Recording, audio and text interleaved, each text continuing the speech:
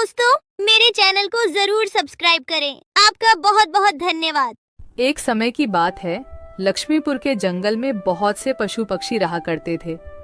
उसके बीच रंगीला नाम का एक बड़ा ही नेक हिरण भी रहता था। वह बहुत ही मेहनती, मिलनसार और परोपकारी था। वह अपने मन, कर्म और वचन से सबका ख्याल रखता था। किसी का स्वास्थ्य खराब होने पर वह हालचाल लेने के साथ साथ उसके उपचार की भी व्यवस्था करता था। वह जहां रहता था वहां अपने मेहनत से चारों तरफ हरियाली रहता था। एक बार रंगीला स्वयं बीमार पड़ गया। उसे ऐसा बुखार चढ़ा कि उतरने का नाम ही नहीं ले रहा था। उसने स्वयं कुछ जड़ी बूटियां खाई, लेकिन कोई लाभ नहीं हुआ। उनकी बीमारी की खबर पूरा जंगल में फैल गई थी, लेकिन उसे देखने के लिए कोई नहीं आया। तब उसका मन अधिक मुरझा गया। उसे उठा नहीं जा रहा था। फिर भी वह उठकर थोड़ा आगे आया और उसने देखा कि 2 हिरण उनके इलाके में आ गए थे। वह उनके बड़ी बड़ी हरी हरी घास खा रही थी। उन्होंने जब रंगीला को देखी तो मुस्कुराने लगी। अरे रंगीला, कैसी है तुम्हारी तबीयत? हम लोग तो तुमसे ही मिलने आए हैं, तुम्हारा हालचाल जानने आए हैं। हाँ रंगीला, मैंने सुना तुम्हारी तबीयत बहुत खराब है, तो हमसे रहा नहीं गया, इसीलिए चले आए हैं। अब बताओ, कैसी तबीयत है तुम्हारी? तबीयत में कुछ सुधार नहीं आया है, अब कोई दूसरी दवा लेनी पड़ेगी। हाँ हाँ, अच्छी दवा लेना और अपनी ख्याल रखना। अब तुम आराम करो, हम चलते हैं। रंगीला मुड़कर अपनी घर के तरफ चला गया और इधर दोनों हिरण फिर से रंगीला के इलाके के हरे हरे घास खाने लगी। हमने इस जगह के बारे में जितना सुना था उससे कहीं ज्यादा पाया। रंगीला ने बड़ी मेहनत से ये गुलशन सजाया है। चारों तरफ हरियाली ही हरियाली है। देखकर और खाकर तबीयत खुश हो गई। अभी पेट भरकर खा लेता हूँ, फिर कल रंगीला से मिलने के बहाने आ जाऊंगा। हमें रंगीला से क्या काम, हमें तो यह हरियाली खींच लाई है। चलो, हम फिर कल आएंगे रंगीला से मिलने के बहाने। जब दोनों हिरण का पेट भर गया तब वह वहां से चले गए और अपने इलाके में जाकर वह रंगीला के इलाके के हरे हरे घास के बारे में तारीफ करने लगे। अरे भाई, यहाँ सूखे घास खाकर पड़े हो, वहाँ जाओ रंगीला के दरबार में, रंगीला का हालचाल पूछो और पेट भर के हरे हरे घास खाओ। बहुत अच्छा है रंगीला, उसके बीमार होने पर भी हमें हरे हरे घास खाने के लिए मिल रहे हैं। रंगीला बहुत अच्छा है, बड़ा ही नेक हिरन है, उसके बीमार होने पर भी हमें हरे हरे घास खाने के लिए मिल रहा है। इससे अच्छी बात और क्या हो सकती है। वहां बहुत सारे हिरण की टोली बन गई। वह सब रंगीला के पास पहुंच गए और रंगीला का हालचाल पूछने लगे। पहले तो रंगीला को इस बात की बहुत खुशी हुई कि कितने सारे लोग इनके हालचाल पूछने आ गए, लेकिन उसके बाद का नज़ारा देखकर रंगीला का सर चकरा गया। सारे हिरण उनके इलाके के घास खाने में जुट गए थे। कुछ हिरण तो फल भी खा रहे थे। उनके पास सर उठाकर इधर उधर देखने की भी फुर्सत नहीं थी। रंगीला बेचारा मन ही मन सोचने लगा कि यह लोग मेरे पास 2 घड़ी भी नहीं रुके और घास खाने में जुट गए। अगर यही हाल रहा तो मेरे इलाके के सभी घास खत्म हो जाएंगे, मेरे खाने के लिए भी कुछ नहीं बचेगा। लेकिन उसके थोड़ा देर बाद ही उनका मित्र भालू वहां आ गया। उसके आने में देर हो गया था।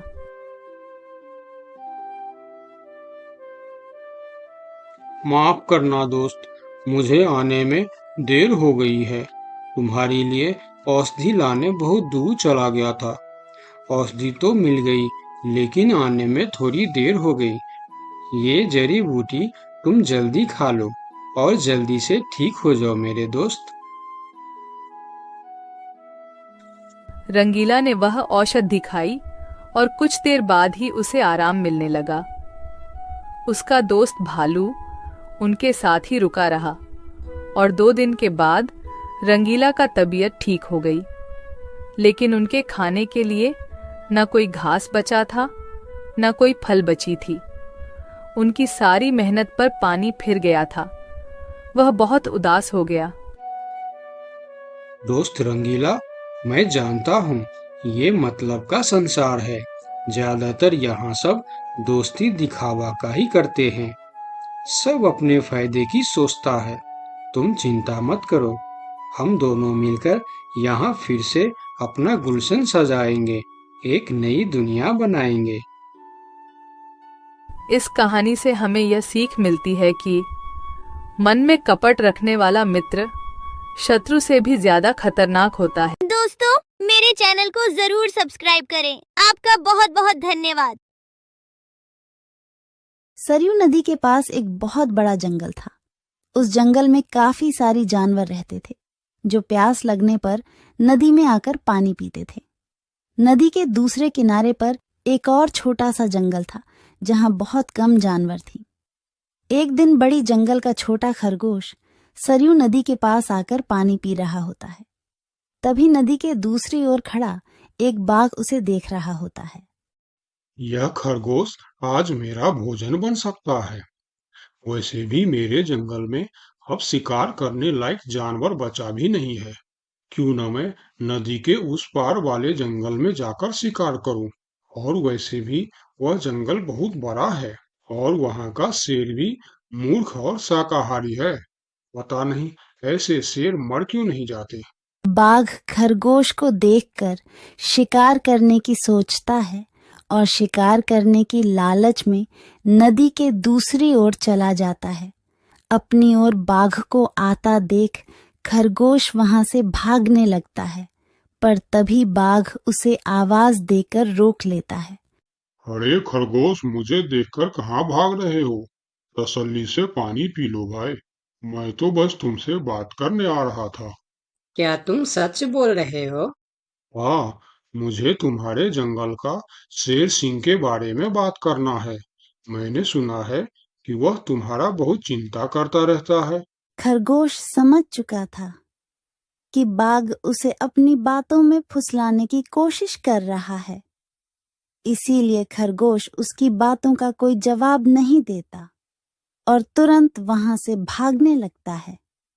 परंतु खरगोश बाघ से तेज नहीं भाग पाता और बाघ उसका शिकार कर लेता है।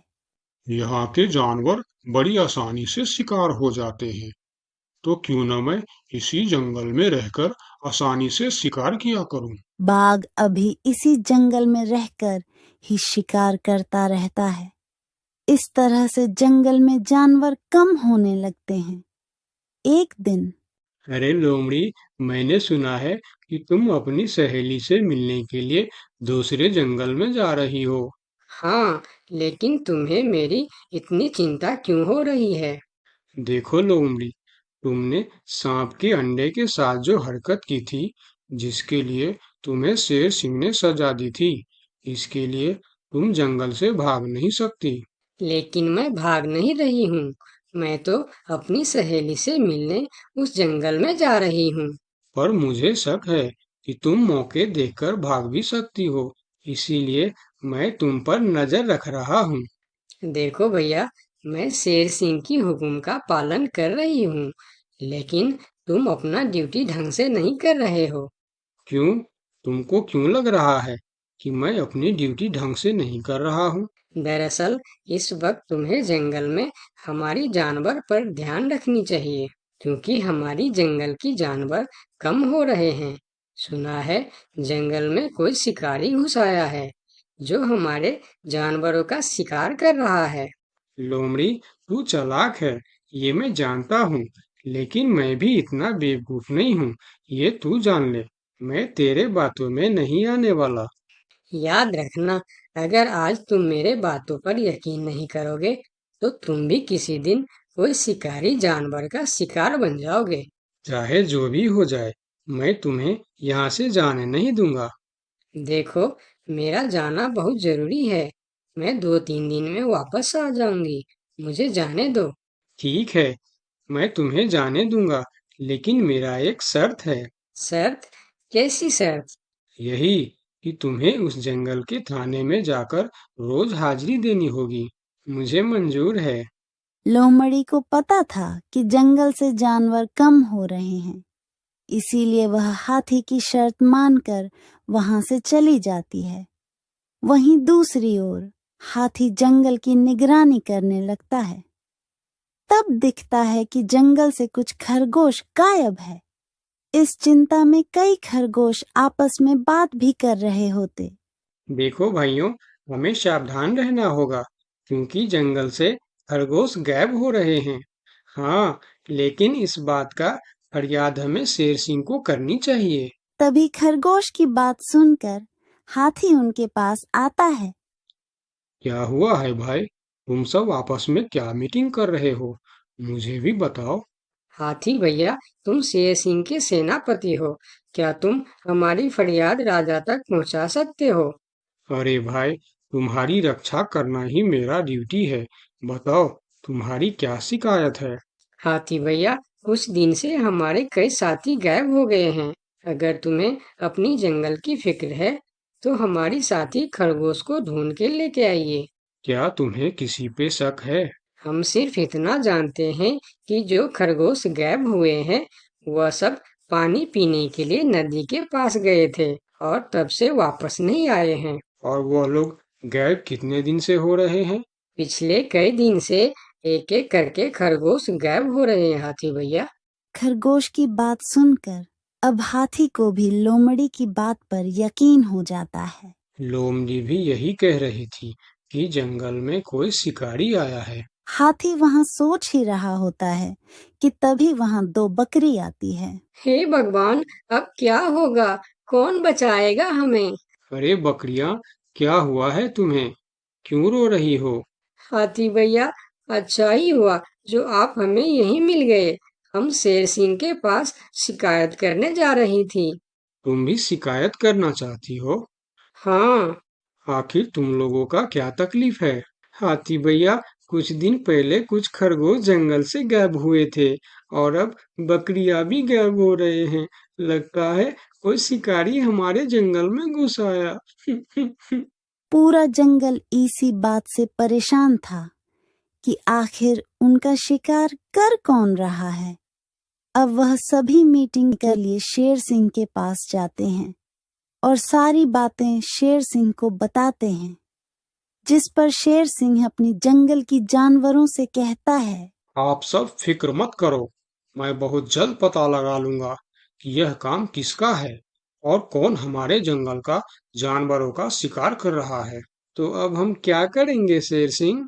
आप लोगों से हमारी यह विनती है कि आप लोग जंगल से बाहर नहीं जाएंगे। जिसको भी पानी पीना है वह इसी जंगल का तालाब का पानी पिएगा। महाराज, आपका ये हुक्म हमें कब तक पालन करना होगा?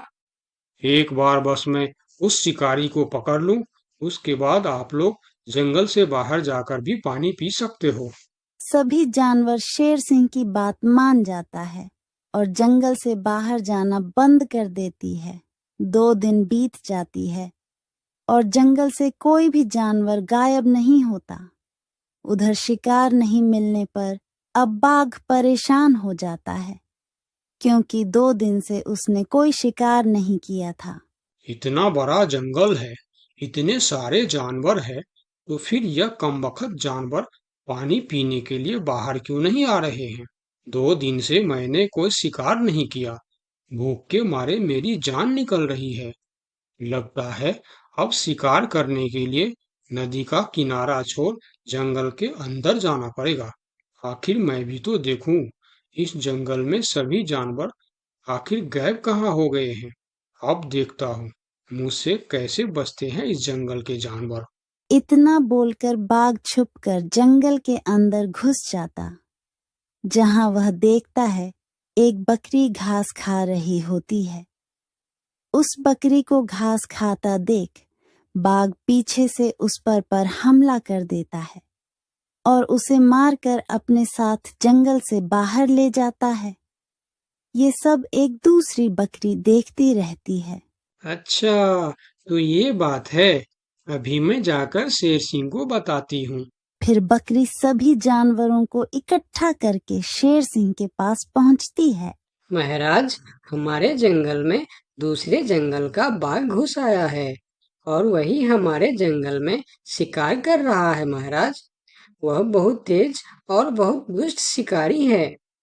उसने हमारे सामने ही हमारे साथी को मार डाला, जो मैंने अपने आंखों से देख के आया हूँ महाराज। अब आप कुछ कीजिए महाराज, नहीं तो हमारे प्रजाति खत्म हो जाएंगी।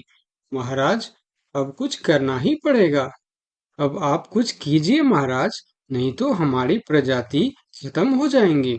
हाँ महाराज, अब कुछ करना ही पड़ेगा। सबकी बात सुनकर शेर थोड़ी देर सोचकर बोला, लोमड़ी कहाँ है? महाराज, वो नदी के उस पार वाले जंगल में गई है। शेर सिंह लोमड़ी के मदद से बाघ को पकड़ने का मन ही मन प्लान करके बोला, देखो, इस जंगल का जानवरों का रक्षा करना हमारा पहला कर्तव्य बनता है और मैं आप लोगों की रक्षा जरूर करूंगा। बस आप सबको मेरा साथ देना होगा। जैसे मैं बोलूंगा वैसे आप सबको करना होगा।